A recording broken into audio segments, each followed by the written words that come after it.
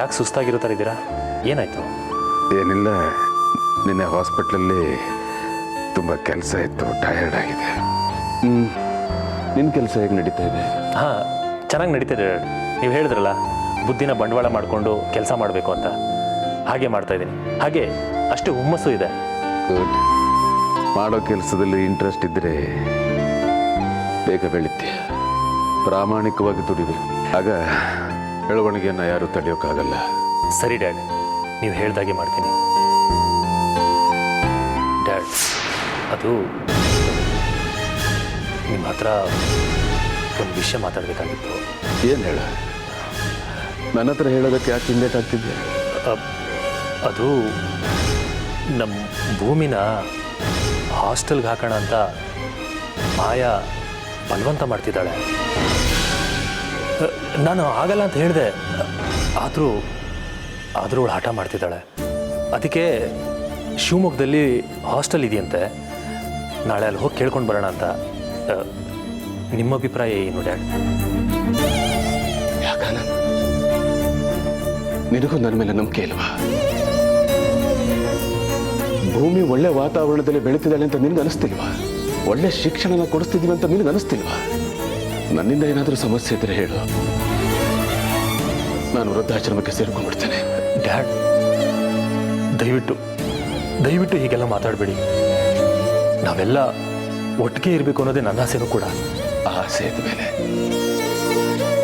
ಯಾಕೆ ಎಲ್ಲರಿಂದ ಅವಳನ್ನು ದೂರ ಮಾಡ್ತಾ ಇದ್ದೀರಿ? ಅವಳ ಭವಿಷ್ಯನ ನಿಮ್ಮ ಕೈಯಾರೆ ಯಾಕೆ ಹಾಳು ಮಾಡ್ತೀರಿ? ನೋಡು ಆನಂದ್, ಮಕ್ಕಳು ಕುಟುಂಬದಲ್ಲಿ ಬೆಳೆದ್ರೆ ಅವರ ಮನಸ್ಥಿತಿ ಚೆನ್ನಾಗಿರುತ್ತೆ. ಯಾವುದೋ ಗೊತ್ತಿಲ್ದಿರೋ ಹಾಸ್ಟೆಲ್ನಲ್ಲಿ ಒಂಟಿಯಾಗಿರ್ತಾರೆ. ಹೇಳೋರು ಕೇಳೋರು ಯಾರಿರ್ತಾರೆ? ಅಲ್ಲಿ ಪ್ರೀತಿ ಇರಲ್ಲ, ಶಿಸ್ತಿರುತ್ತೆ. ಈ ವಯಸ್ಸಲ್ಲಿ ಮಕ್ಕಳು ಅದನ್ನೆಲ್ಲ ತಡ್ಕೋತಾರ. ಹಾಗಂತ ಹಾಸ್ಟೆಲ್ ಓದಿಸೋದು ತಪ್ಪು ಅಂತ ನಾನು ಹೇಳ್ತಿಲ್ಲ. ನಾವೆಲ್ಲ ಇರಬೇಕಾದ್ರೆ ಯಾಕೋ ಅವಳು ನಾವು ಹಾಸ್ಟೆಲ್ಗೆ ಸೇರಿಸ್ಬೇಕು? ಡ್ಯಾಡ್, ಇದು ನನ್ನ ನಿರ್ಧಾರ ಅಲ್ಲ, ಮಾಯಾ ಹೇಳಿದ್ದು. ಮಾಯಾ ನನ್ನ ಹತ್ರ ಹೇಳಿದಾಗಲೇ ಬೇಡ ಅಂತ ಹೇಳಿ ಕಳಿಸಿದನಲ್ಲ. ಆದರೂ ನಿನ್ನ ತಲೆ ಕೆಡಿಸಿ ನನ್ನ ಹತ್ರ ಕಳಿಸಿದಾಳೆ. ಅವಳನ್ನ ಜೊತೆಲಿ ಇಟ್ಕೊಂಡು ಬುದ್ಧಿ ಹೇಳೋಕ್ಕಾಗದೇ ಇರೋಳು ಬೇರೆ ಕಡೆ ಕಳಿಸಿ ಬುದ್ಧಿ ಕಲಿಸ್ತಾಳ. ಆಹಾ, ಏನಂತ ಮಾತಾಡುತ್ತೆ. ಮಗು ತಾಯಿ ಜೊತೆ ಇರಬೇಕು, ಆಗಲೇ ಒಳ್ಳೆ ಸಂಸ್ಕಾರ. ಹಾಗಾದರೆ ಡ್ಯಾಡ್, ಭೂಮಿನ ಹಾಸ್ಟೆಲ್ ಸೇರ್ಸೋದು ಬೇಡ ಅಂತ ಹೇಳ್ತೀರಾ? ಬೇಡ ಅಂತ ಹೇಳ್ತಿರೋದಕ್ಕೆ ತಾನೇ ಇಷ್ಟೊತ್ತು ಮಾತಾಡ್ತಿರೋದು, ಮತ್ತೆ ಅದನ್ನೇ ಕೇಳ್ತಿದ್ಯಲ್ಲ. ಒಂದು ಮಾತು ಹೇಳ್ತೀನಿ, ನೆನಪಿನಲ್ಲಿಟ್ಕೋ. ಭೂಮಿನ ಹಾಸ್ಟೆಲಿಗೆ ಕಳಿಸಿದ ತಕ್ಷಣ ನೀವು ನನ್ನನ್ನು ಕಳ್ಕೋಬೇಕಾಗತ್ತೆ.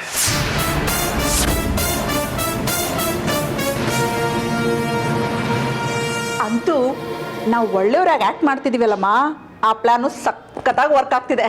ಬರೀ ಸಖತ್ತಾಗಲ್ಲ ಕಣೆ, ಸೂಪರ್ ಡೂಪರ್ ಹಿಟ್ ಆಗಿದೆ.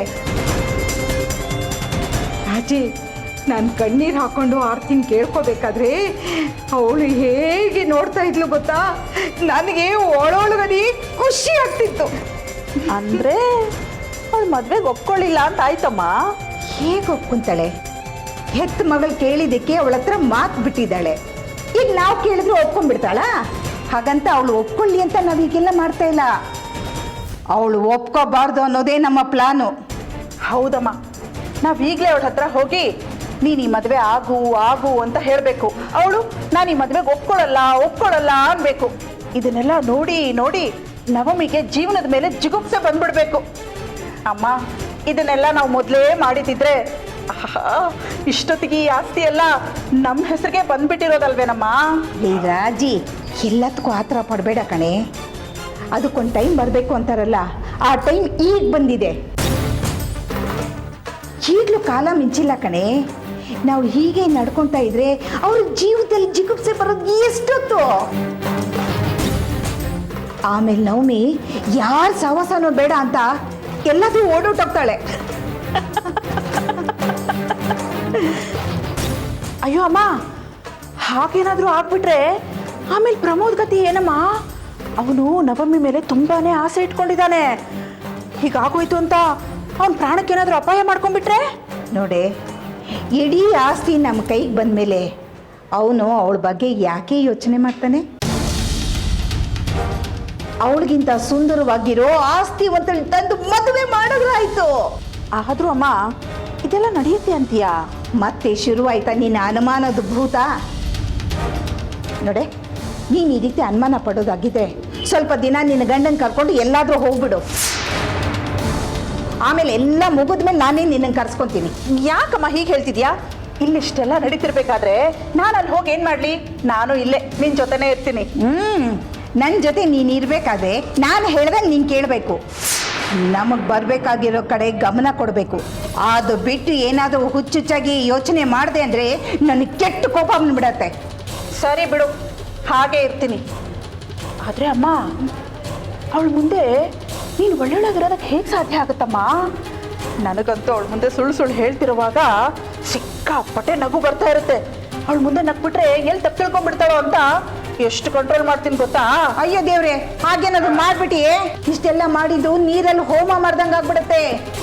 ನೋಡು, ಮನಸ್ಸನ್ನ ಕಂಟ್ರೋಲ್ ಇಟ್ಕೊಂಡೆ ಇಂಥ ನಾಟಕನ ಎಷ್ಟು ಬೇಕಾದರೂ ಮಾಡ್ಬೋದು. ಈ ಕಣ್ಣೀರು ಕಷ್ಟಕ್ಕೂ ಬರುತ್ತೆ, ಸುಖಕ್ಕೂ ಬರುತ್ತೆ. ನಾವು ಕಣ್ಣೀರು ಹಾಕೋದನ್ನ ಅವ್ರ ಕಷ್ಟಕ್ಕೆ ಸ್ಪಂದಿಸ್ತಾ ಇದ್ದೀವಿ ಅಂತ ಅವ್ರು ಅಂದ್ಕೊಂಡ್ರೆ ನಾವು ಗೆದ್ದಾಗೆ ಅನ್ಕೋಬೇಕು. ಇನ್ಮೇಲೆ ಅವರಿಬ್ಬರ ಹತ್ರ ಮಾತಾಡಬೇಕಾದ್ರೆ ಸ್ವಲ್ಪ ಹುಷಾರಾಗಿ ಮಾತಾಡು. ಹೇಯ್, ಏನಾದರೂ ಎಡವಟ್ಟು ಮಾಡಿಕೊಂಡು ಕೆಲಸ ಕೆಡಿಸಿದ್ಯೋ ನಿನ್ನ ನಮ್ಮ ಮಗಳು ಅಂತ ನೋಡಿದೆ ಬರೀ ಕೈಯಲ್ಲಿ ನಿನ್ನ ಗಂಡನ ಮನೆಗೆ ಕಳಿಸ್ಬಿಡ್ತೀನಿ. ಅಯ್ಯಯ್ಯೋ, ಹಾಗೆ ಮಾತ್ರ ಮಾಡಬೇಡಮ್ಮ. ಆಮೇಲೆ ನಮ್ಮತ್ತೆ ನನ್ನನ್ನು ಸುಮ್ಮನೆ ಬಿಡೋದಿಲ್ಲ. ಇಷ್ಟು ದಿವಸ ಅಲ್ಲಿ ಮಣ್ಣು ಹೊರಕ್ಕೆ ಹೋಗಿದ್ಯಾ ಅಂತ ಕ್ಲಾಸ್ ತೊಗೊಂಡ್ಬಿಡ್ತಾರೆ. ನಿಮ್ಮತ್ತೇನು ನಂತರ ಘಾಟಿನೇ ಅನ್ನೋ. ಎಲ್ಲ ಅತ್ತೆಯರು ಹಾಗೆ ಅಲ್ವಾ? ಅಯ್ಯೋ, ಸುಮ್ಮನೆ ಹಾಗಂದೆ ಅಮ್ಮ. ಆದರೆ ನಾನು ಮಾತ್ರ ಹಾಗಲ್ಲಪ್ಪ. ನನಗೆ ಬರೋ ಸೊಸೆನ ಎಷ್ಟು ಚೆನ್ನಾಗಿ ನೋಡ್ಕೊಳ್ತೀನಿ ಅಂದರೆ ಎಲ್ಲರಂತಲ್ಲ ನಮ್ಮ ಅತ್ತೆ ಅಂತ ಅವಳು ಎಲ್ಲರ ಮುಂದೆ ಖುಷಿ ಖುಷಿಯಿಂದ ಹೇಳ್ಕೊಂಡು ಓಡಾಡಬೇಕು. ಆಹಾ, ಈಗಲೇ ಅಷ್ಟೆಲ್ಲ ಕನಸು ಕಾಣಬೇಡ ಕಣೆ. ಬರೋ ಸೊಸೆ ಹೇಗಿರ್ತಾಳೆ ಅನ್ನೋದ್ರ ಮೇಲೆ ಕನಸು ಕಾಣು. ಈಗ ನೀನು ಸದ್ಯಕ್ಕೆ ವಾಸ್ತವದ ಬಗ್ಗೆ ಯೋಚನೆ ಮಾಡು. ಸಾಧ್ಯವಾದಷ್ಟು ಆರ್ತಿ ಕಡೆ ಗಮನ ಕೊಡು. ಅವಳಿಗೆ ಬೇಕು ಬೇಡಗಳನ್ನ ನೋಡ್ಕೋ. ಸಮಯ ಸಿಕ್ಕಾಗೆಲ್ಲ ಅವಳ ಮದುವೆ ಬಗ್ಗೆ ಮಾತಾಡಿ ಅವಳಿಗೆ ಕೋಪ ಬರೋ ಹಾಗೆ ಮಾಡು. ಅವಳಿಗೆ ಕೋಪ ಜಾಸ್ತಿ ಆದಷ್ಟು ಅದಕ್ಕೆ ಬಲಿಯಾಗೋದು ನವಮಿನೇ, ನೆನಪಿರ್ಲಿ.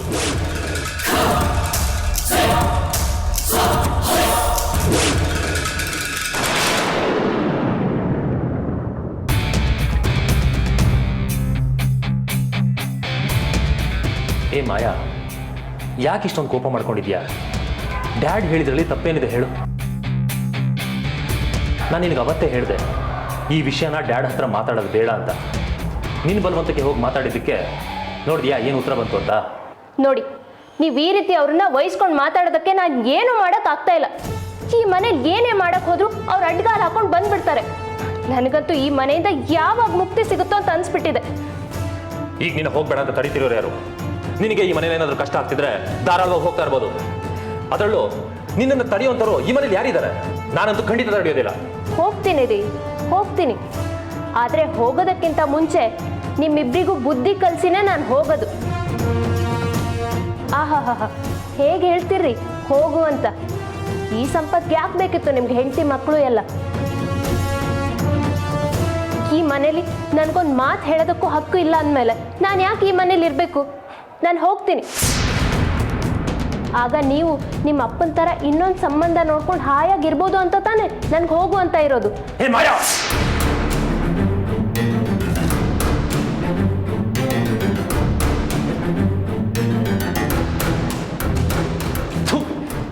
ನಿನ್ನನ್ನು ಹಿಡು ಅಂತ ಹೇಳೋದಕ್ಕೂ ನಾಚಿಕೆ ಆಗುತ್ತೆ ಅಲ್ವೇ?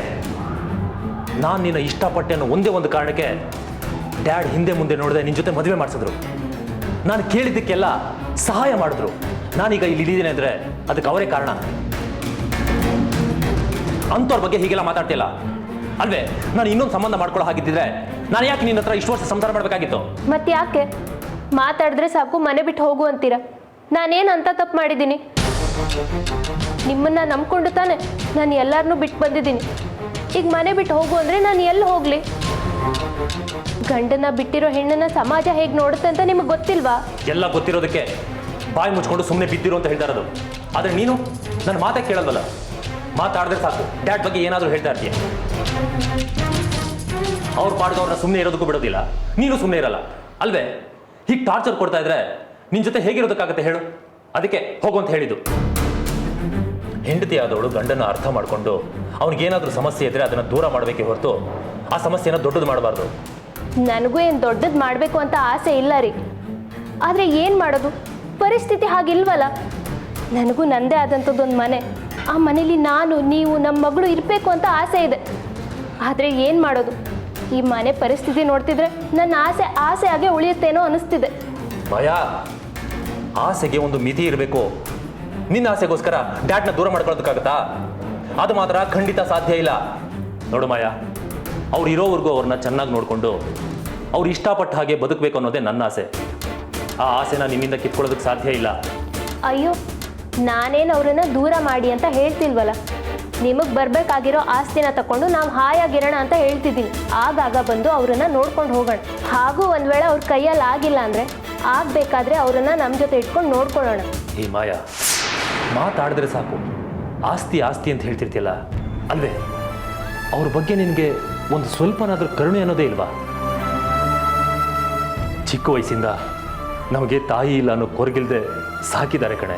ತಾಯಿ ಪ್ರೀತಿ ಕೊಟ್ಟಿದ್ದಾರೆ. ಅಂಥವ್ರನ್ನ ದೂರ ಮಾಡ್ಕೊಂಡು ಬದುಕೋದಕ್ಕಾಗತ್ತಾ?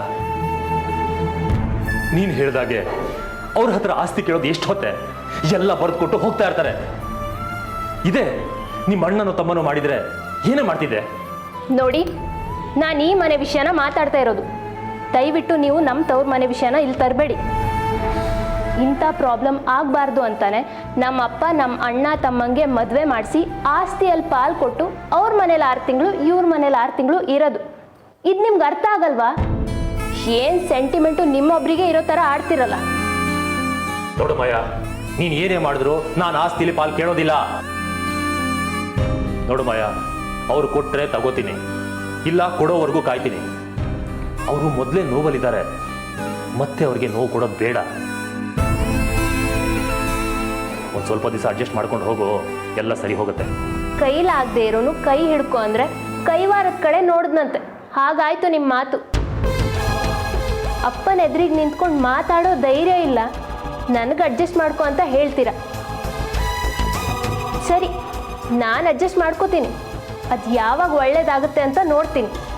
ಹಾಗಿರೋದನ್ನ ಕಲಿ. ಅದನ್ನು ಬಿಟ್ಟು ಮತ್ತೆ ಏನಾದರೂ ಡ್ಯಾಡಿಗೆ ಮನಸ್ಸಿಗೆ ನೋವು ಮಾಡಿದ್ರೆ ನಾನು ಮಾತಾಡೋದಿಲ್ಲ. ಡಿವೋರ್ಸ್ ಪೇಪರ್ ಮಾತಾಡುತ್ತೆ. ಹುಷಾರ್. ಬದುಕೋ ದಾರಿ ಹೇಳಿದ್ರೆ ನನಗೆ ಡಿವೋರ್ಸ್ ಕೊಡ್ತೀನಿ ಅಂತ ಹೆದರಿಸ್ತೀರಾ? ಆಸ್ತಿನ ನಿಮ್ಮಿಂದ ಪಡ್ಕೊಳ್ಳೋಕ್ಕಾಗದೇ ಇರ್ಬೋದು, ಆದರೆ ಅದನ್ನು ನಾನು ಮಾಡಿ ತೋರಿಸ್ತೀನಿ.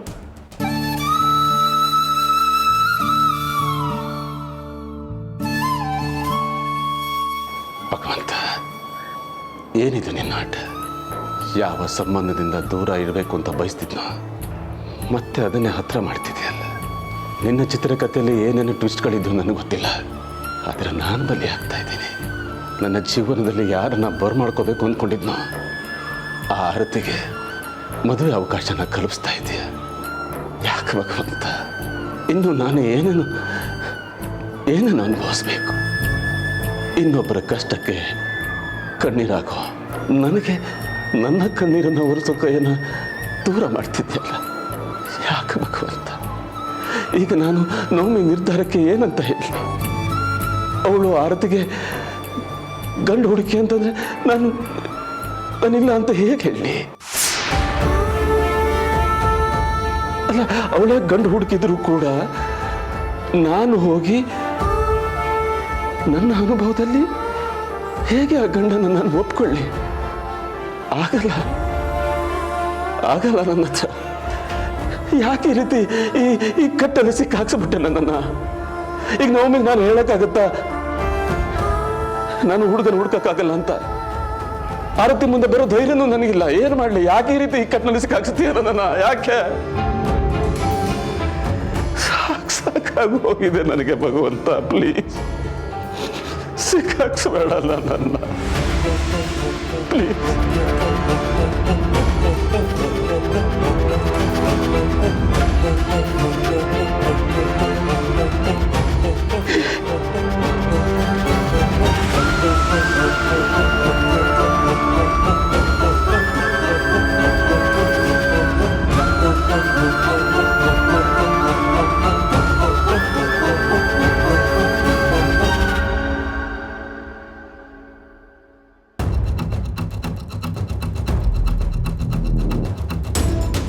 ನನ್ನ ಮೇಲೆ ಇಷ್ಟೊಂದು ಕೋಪ ಬೇಡಮ್ಮ. ನಾನು ನಿನ್ನ ಮಗಳು. ಅದು ಗೊತ್ತಿರೋದಕ್ಕೆ ಸುಮ್ಮನಿರೋದು. ಬೇರೆಯವ್ರಾಗಿದ್ದಿದ್ರೆ ಇಷ್ಟು ಸಮಯ ಮನೇಲಿ ಇಟ್ಕೊಟ್ಟಿರಲಿಲ್ಲ. ಈಗಲೂ ನಿಂಗೆ ಇಷ್ಟ ಇಲ್ಲ ಅಂತ ಹೇಳು, ಮನೆ ಬಿಟ್ಟು ಹೋಗ್ತೀನಿ. ಏನು ಹೆದರ್ಸ್ತಿದ್ಯಾ? ಹೆದರ್ಸಿದ್ರೆ ನಾನು ಹೆದರ್ಕೊಳ್ಳಲ್ಲ. ನಿನ್ನನ್ನು ಹೆದರಿಸಿ ನನಗೇನಮ್ಮ ಆಗಬೇಕು? ನಾನು ಬಯಸ್ತಾ ಇರೋದು ನಿನ್ನ ಪ್ರೀತಿ ಮಾತ್ರ. ಅದಕ್ಕೋಸ್ಕರ ನಾನು ಏನು ಬೇಕಾದರೂ ಮಾಡ್ತೀನಿ. ನೀನು ಮಾಡ್ತಿರೋದನ್ನ ನಾನು ನೋಡ್ತಾನೇ ಇದ್ದೀನಿ. ನಿನ್ನ ಪ್ರೀತಿನ ನೀನೇ ಇಟ್ಕೊ, ನನಗೆ ಬೇಡ. ಸರಿ, ಈಗ ನೀನು ಊಟ ಮಾಡ್ದಾ? ನಾನು ಊಟ ಮಾಡಬೇಕು. ನಾನು ಹೇಳಿದ್ದೀನಿ ತಾನೆ ನನಗೆ ಊಟ ಬೇಡ ಅಂತ. ನನಗೆ ಹಸುವಾದ್ರೆ ನಾನು ಊಟ ಮಾಡ್ತೀನಿ. ನಿನ್ಗೆ ಹಸುವಾದ್ರೆ ನೀನು ಊಟ ಮಾಡ್ಕೊ ಹೋಗು. ನನ್ನನ್ನು ಬಲವಂತ ಮಾಡಬೇಡ. ನೀನು ಊಟ ಮಾಡಿದೆ ನಾನು ಹೇಗಮ್ಮ ಊಟ ಮಾಡೋದಕ್ಕಾಗತ್ತೆ? ಪ್ಲೀಸ್ ಬಾರಮ್ಮ. ಎಷ್ಟು ಸಲ ಹೇಳ್ಬೇಕು ನಿನಗೆ? ಒಂದ್ಸಲ ಹೇಳಿದ್ರೆ ಅರ್ಥ ಆಗಲ್ವಾ? ಯಾಕೆ ನಿನ್ನನ್ನು ಮಾತಾಡ್ಸಿಲ್ಲ ಅಂದ್ರು ಬಂದು ಬಂದು ನನ್ನನ್ನು ಮಾತಾಡ್ಸಿ ನನ್ನ ತಲೆ ತಿಂತೀಯ? ನನ್ನ ಪಾಡಿಗೆ ನನ್ನನ್ನು ಬಿಟ್ಬಿಡು. ಅಮ್ಮ, ನೀನು ಹೊಟ್ಟೆಲಿರುವಾಗ ನೀನು ಬೇಡ ಅಂತ ನನ್ನ ಬಿಟ್ಬಿಟ್ಟಿದ್ರೆ ಈ ಜಗತ್ತನ್ನ ನೋಡೋದಕ್ಕಾಗ್ತಿತ್ತಮ್ಮ? ನಿನ್ನ ಪ್ರೀತಿನ ನಾನು ಅನುಭವಿಸಕ್ಕಾಗ್ತಿತ್ತ ಹೇಳು? ನೋಡು, ಯಾವುದೋ ವಿಷಯಕ್ಕೆ ಯಾವುದೋ ಉದಾಹರಣೆ ಕೊಡಬೇಡ ನೀನು. ಎಷ್ಟೇ ಸೆಂಟಿಮೆಂಟಲ್ ಆಗಿ ಮಾತಾಡಿದ್ರು ನಾನು ಕರ್ಗೋದಿಲ್ಲ. ಯಾಕಮ್ಮ ಶತ್ರು ಥರ ನೋಡ್ತಿದ್ಯಾ? ನಾನು ನಿನ್ನ ಮಗಳು. ನೀನು ಈ ರೀತಿ ಎಲ್ಲ ನಡ್ಕೊಂಡ್ರೆ ನನ್ನ ಮನ್ಸಿಗೆ ನೋವಾಗುತ್ತೆ ಅನ್ನೋದು ಏನಾದರೂ ಯೋಚನೆ ಮಾಡಿದ್ಯಾ? ನಿನ್ನ ಮನ್ಸಿಗೆ ನೋವಾಗೋದು ಮಾತ್ರ ನಿನಗೆ ಗೊತ್ತಾಗುತ್ತೆ. ನನ್ನ ಮನ್ಸಿಗೆ ನೋವಾಗೋದು ನಿನಗೆ ಗೊತ್ತೇ ಆಗಲ್ಲ ಅಲ್ವಾ? ಇಲ್ಲ ಅಮ್ಮ, ನನಗೆ ಗೊತ್ತಿದ್ದು ನಿನಗೆ ಮನ್ಸಿಗೆ ನೋವು ಮಾಡಿಲ್ಲ. ನಿನ್ಗೆ ಒಳ್ಳೇದು ಮಾಡೋದಕ್ಕೆ ಪ್ರಯತ್ನ ಮಾಡಿದ್ದೀನಿ ಹೊರತು ಕೆಟ್ಟದ್ದು ಬಯಸಿಲ್ಲಮ್ಮ. ಓ, ಇದನ್ನ ನಾನು ನಂಬೇಕಾ? ಏನು ಒಳ್ಳೇದು ಮಾಡಿದ್ಯಾ ಹೇಳು ನೋಡೋಣ. ಅಮ್ಮ, ನಿಜ ಹೇಳು, ನಾನೇನು ಒಳ್ಳೇದೇ ಮಾಡಿಲ್ವಾ? ನಿನ್ ಸಂತೋಷ ನಾನು ಬಯಸಿಲ್ವಾ? ನೀನ್ ಚೆನ್ನಾಗಿರ್ಬೇಕು ಅಂತ ಕಣ್ ದೇವ್ರ ಹತ್ರ ನಾನು ಬೇಡ್ಕೊಂಡಿಲ್ವಾ? ಅದನ್ನ ನೀನ್ ಮಾತ್ರ ಅಲ್ಲ, ನಾನು ಮಾಡಿದೀನಿ ಕಣಮ್ಮ. ನೀನ್ ಚೆನ್ನಾಗಿರ್ಬೇಕು, ನೀನ್ ಇಷ್ಟಪಟ್ಟವನ್ ಕೈ ಹಿಡಿಬೇಕು, ಅವನ ಜೊತೆ ಸುಖವಾಗಿ ಸಂಸಾರ ಮಾಡ್ಬೇಕು ಅಂತ ಕಣ್ ದೇವ್ರಿಗೆಲ್ಲ ನಾನು ಹರಕೆ ಹೊತ್ತಿದ್ದೀನಿ. ಅದೇ ಏನಾಯ್ತು? ನೀನ್ ನನ್ನ ಮಾತಿಗೆ ಬೆಲೆ ಕೊಡೋಲ್ಲ. ನನ್ನ ದಾರಿನೇ ನನ್ಗೆ ಅಂತ ನೀನ್ ನಡೀತಾ ಇದೀಯ. ಇನ್ ನಿನ್ಗೆ ಅರ್ಥ ಆಗ್ತಾ ಇಲ್ವಾ? ಇದನ್ನೆಲ್ಲ ಮಾಡ್ತಿರೋದು ನಿನ್ಗೋಸ್ಕರನೇ ಅಮ್ಮ. ನಿನ್ ಜೀವನಕ್ಕೋಸ್ಕರ ನಾನು ಮದ್ವೆ ಆಗೋದನ್ನ ಮುಂದಕ್ಕೆ ಹಾಕಿ ಮೊದಲು ನಿನ್ ಜೀವನ ಸರಿ ಮಾಡಬೇಕು, ನಿನ್ ಬದುಕಿಗೆ ಒಂದು ಹೊಸ ರೂಪ ಕೊಡ್ಬೇಕು ಅಂತ ಇಷ್ಟೆಲ್ಲ ಹೋರಾಡ್ತಿದ್ದೀನಿ. ಇದೆಲ್ಲ ನಿನಗೆ ಗೊತ್ತಾಗ್ತಿಲ್ವಾ? ಬೇಡದೆ ಇರೋದನ್ನೆಲ್ಲ ಮಾಡಿ ದೊಡ್ಡ ತ್ಯಾಗಮಯಿ ಅಂತ ಅನ್ಸ್ಕೋಬೇಕಾಗಿಲ್ಲ. ಕೆಲ್ಸಕ್ಕೆ ಬಾರದಿಂಥದನ್ನೆಲ್ಲ ಮಾಡಿ ಏನು ಪ್ರಯೋಜನ ಹೇಳು? ಪ್ರಯೋಜನ ಇರೋದಕ್ಕೆ ಅಮ್ಮ ಇಷ್ಟೆಲ್ಲ ಮಾಡ್ತಿರೋದು. ನಿನ್ನ ಈ ನರಕದಿಂದ ದೂರ ಮಾಡಬೇಕು, ನಿಂದೆ ಆದ ಒಂದು ಜೀವನ ರೂಪಿಸ್ಬೇಕು, ಅಲ್ಲಿ ನಿನ್ ಇಷ್ಟ ಬಂದಾಗ ಇರ್ಬೇಕು ಅನ್ನೋ ಆಸೆ ಕಣಮ್ಮ. ಆ ಆಸೆ ನಿನ್ ದೃಷ್ಟಿಯಲ್ಲಿ ತಪ್ಪ? ಹೌದು, ತಪ್ಪೆ. ನೀನ್ ಅನ್ಕೊಂಡ ಹಾಗೆ ನಂಗೆ ಆ ಥರದ್ದು ಯಾವ ಆಸೆನೂ ಇಲ್ಲ. ಈಗಿರೋ ಜೀವನದಲ್ಲಿ ನಾನು ಸಂತೋಷವಾಗಿದ್ದೀನಿ, ತೃಪ್ತಿಯಿಂದ ಇದ್ದೀನಿ. ಅದನ್ನ ನೀನು ಬದಲಾಯಿಸೋಕೆ ಬರಬೇಡ. ಇದು ಒಂದು ಜೀವನ ಅಂತ ಹೇಗಮ್ಮ ಹೇಳ್ತೀಯಾ?